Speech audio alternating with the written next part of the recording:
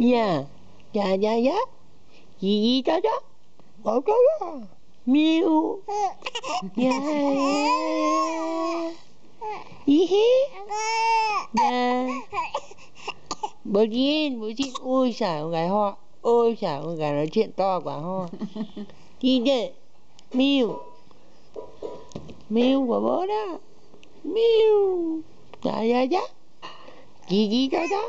Gì đó đó.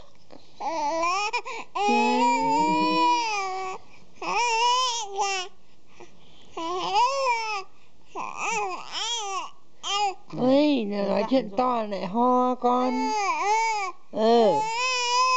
Ôi ôi, con gái bố ý kiến gì thế?